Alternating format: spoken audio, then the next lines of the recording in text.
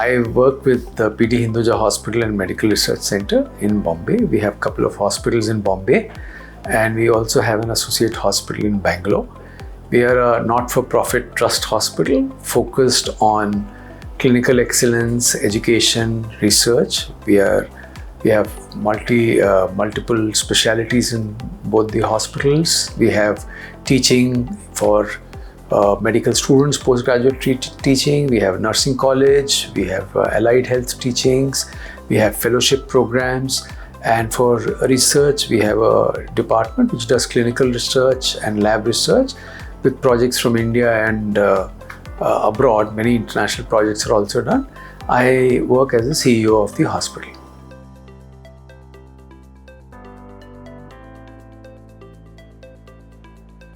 Balance innovation with financial management in a hospital is a very tricky one, because many of the new technologies which come are often very expensive. But one of the things which we have to understand in the hospital for patients, patient care, and whatever gives a better treatment option is always chosen or should be chosen. So what we try and do is that if there is a breakthrough technology, we will take it, because one of our ethos as per our founders is that we need to be best in class, equal to the world. So there should be no treatment denied because it is not available in India. So we've done examples. For example, we took the first Gawa knife in full Southeast Asia. We were the first ones in this region to do it. And it was not a financially viable option, but that was the right thing to do for patients requiring a treatment for neuro cases. So that we have done. We've got the latest robotic and with features which only 2 hospitals in the country have it. So those are very expensive, and those are not financially viable in the sense which we understand. But what we also do is, along with that, we try and prioritize the equipment and the technology as per essential and desirable. So the moment we do that and we ask the clinicians and all the stakeholders on their classification, we are able to actually sift through a lot of these technologies which may be available latest but not really benefiting the patient currently. Another example of this, or another way to look at this, is that many technologies have come and advancements are being touted, but some of them are not really relevant today. They may be in second phase, third phase, etc. So we try and prioritize. So we've been able to manage till now, and we are the best in class in the country with all the latest equipment, which many of the hospitals don't have. So somehow we've been managing pretty well.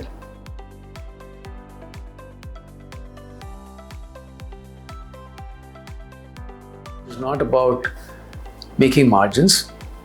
It is about doing the right thing for the patient, because that is our first objective. So one of the changes which we've seen the post-pandemic is that people are now more open to digitization and technology. So there is a lot more faster adoption.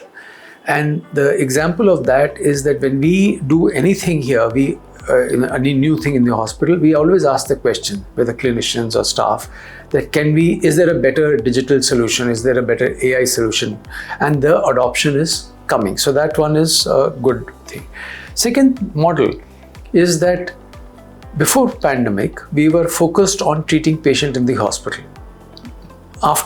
We had a home care business, but after the pandemic, we have started engaging a lot in preventive care outside the hospital. So for example, we do community programs called Living Drive, and we talk about education of the patients. We have a very good preventive health check section in a different building.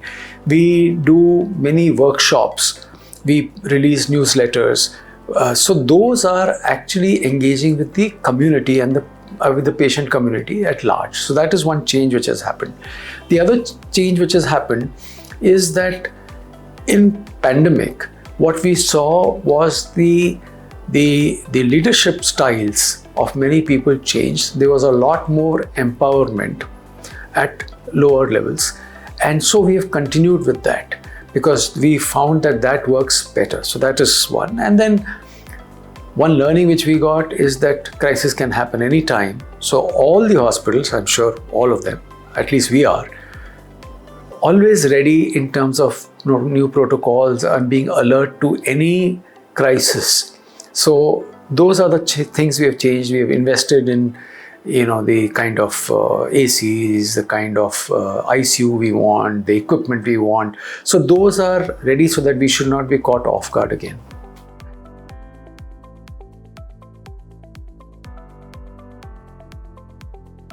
See, the partnerships or new technology, it has to be classified into 2 or 3 criteria. First is, does it help patient care? It means actual delivery of the clinical patient care. Second, does it help patient convenience in any manner? Third, does it help increase operational efficiency for us in the hospital? So if it fits these 3 criteria, we will evaluate. And now, as you know, that there are multiple health tech startups and new technologies coming. So what we have done is we have also collaborated with some IITs.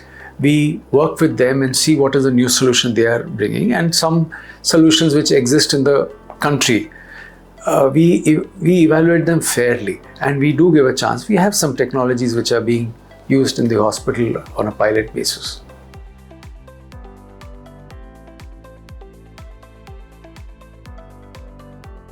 In pandemic, we realized we've always been concerned about the health of people. But in the pandemic, what we did is 2-3 things. One is clinically, we made a helpline available to our psychiatrists 24/7 to our staff, and they could talk to them anonymously and any queries or whatever. So that took care of their little mental health. And we were surprised to know that many people actually reached out to the psychiatrist. So that is one thing which is just an example. But what we did, we launched a formal program through HR called Sampark. So the objective of Sampark is that we look at the health of our staff and doctors and people in 4 buckets. One is physical health, mental health, emotional health, and spiritual health. So we said we need to have interventions for each, because otherwise, the overall health of the person is not maintained. So for physical health, standard activities, which are physical activities, are promoted, and competitions and events, etc., etc. For mental health, I mentioned earlier, but for generally mental agileness, there are quizzes and competitions and things like that, but events related to that. Emotional, again, events where teams collaborate, compete, interact. So that's one. And for spiritual, we have regular meditation sessions almost once a week in the other hospital, and here also sometimes. So that gives an opportunity for people to look at the health in all dimensions. In addition to that, as you mentioned, that the healthcare personnel are very stressed. So, and they are so busy that they are not able to share what their grievances are. They don't have time to understand the big picture. So because they are very focused on what they are doing.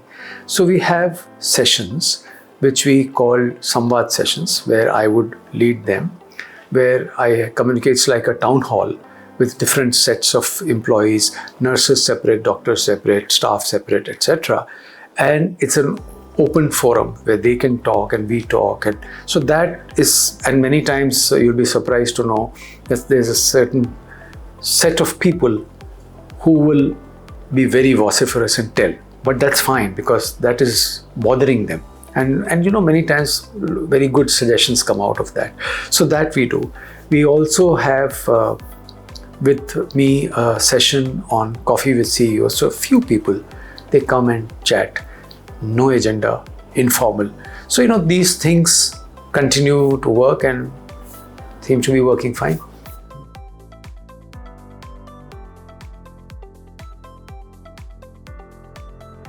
one is not old, one is just young with more experience, if I can use that word. So we need to respect that experience. And so we do in the hospital respect that experience, because experience gives us wisdom in terms of what is the right thing to do. The youth gives us the energy to do the right thing. So both are needed at the same time. So we do that, but we do see a difference because the youth have a different adoption for technology, while the senior people may not be so keen. There is a difference in the expectation now that many times we are hiring, and I remember talking to our young hire who told me a couple of months into the job that I am not contributing enough.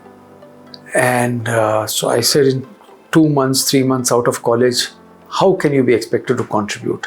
All you need to know is what is the way of working, what is the work.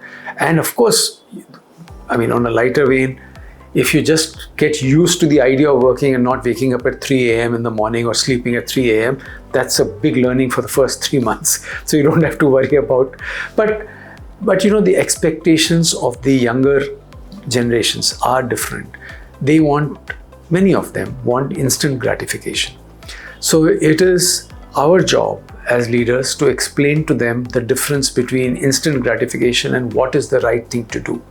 Because for patient care, when we are talking about a hospital for the long term, everything cannot be instant.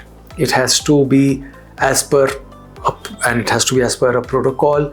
It has to follow the process, because we cannot compromise with patient care, quality of patient care.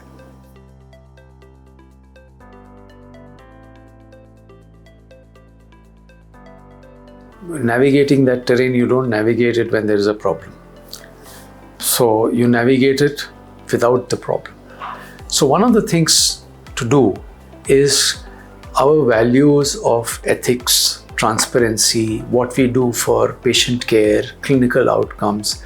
Objective is to continuously engage with the community and inform about these things, so that they have a perception about the hospital which is not only negative. And sometimes when there are negative reviews, etc., which come, the first thing to do is acknowledge it. And if we can solve it, solve it. But if you can't solve it, then we know that if it is frivolous and somebody has done it out of spite, then let it manage its own course. But we are very proactive. We have a team looking at this, and it is done in a very methodical manner.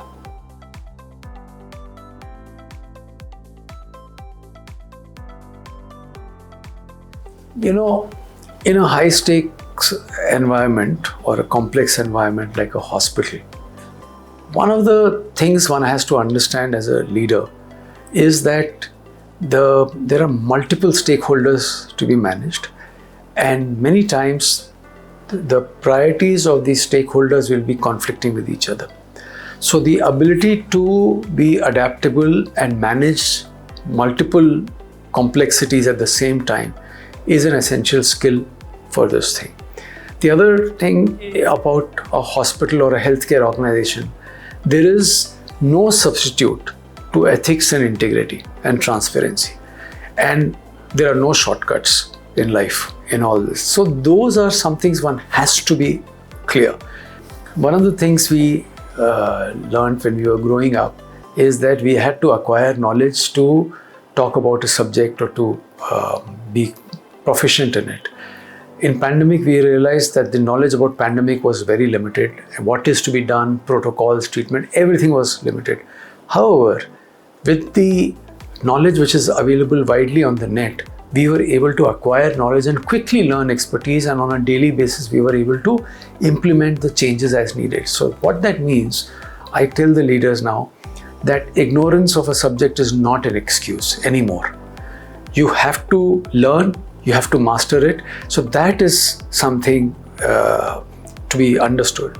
And one last lesson I will share from the pandemic is what we learned is that the people around you, the stakeholders, the staff, the board, the public, patients, all of them are looking at leaders for what the leaders do, what they don't do, what they say, what they don't say.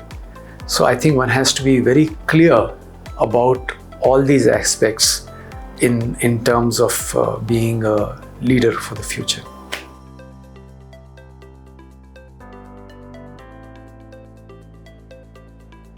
So we have protocols in place about patient privacy. We know what data can be shared, what has to be masked, and so on and on. So even in our floors, the name of the patient is not written, it's masked. So you cannot make out that. But I'll give you an example of what the government is doing. You know that there's a DPDP Act which is coming. So we think it will come maybe end of the year, next year, I don't know, whenever it comes. But does not matter. We started work on it last year. And we've been looking at each and every process in each and every department where data is generated, collected or shared from us, from our vendors, from our multiple portals. And that exercise has been on now for more than 7-8 months. And hopefully by end of the year, we will be fully compliant with our processes on DPDP process. So that thing about data privacy and patient privacy will be taken care of irrespective of what the new application comes. So that's one aspect. Now, how does the human judgment come in? So I'll give you a couple of examples. One of the example, like we have a remote monitoring system in the wards. So in a ward, to explain to you, there are few nurses and many patients. And when the patient is in the room, the nurse may or may not be visiting the patient at that time because she has multiple patients to take care of. So we've put a system where it is remote AI-based sensors which are tracking the patient when the patient is lying down on the bed, monitored on the nursing station on a screen for all patients. And if the AI senses anything wrong and there is a blip in the vitals or the chart, the nurse immediately rushes to the patient, does her vital checking, that is the human intervention, and then takes appropriate action. So there is AI which is helping and monitoring, but the human is taking the decision. In that sense, in this case, for example, in the past few months, we've saved 3 or 4 patients, means real life and death situation. So it really helps. Another example I'll give you is we have a AI-based solution to be used in the MRIs, etc., for brain stroke patients.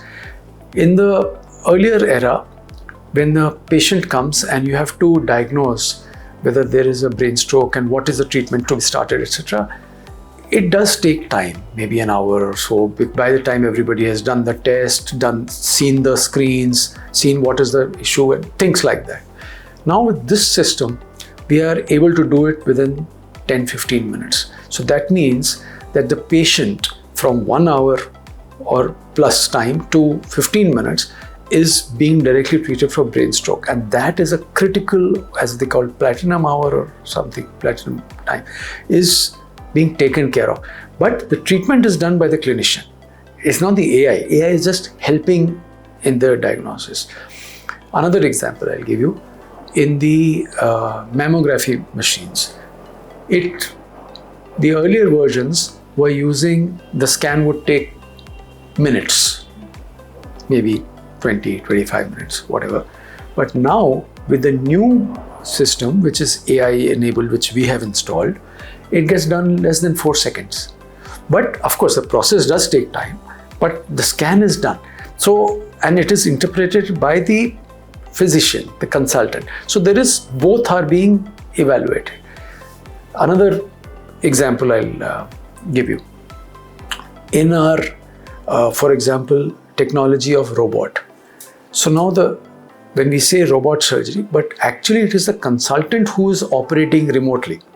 So it is not, the robot is not doing the surgery. The consultant is doing this. So there is a interface of technology and human who's taking a decision.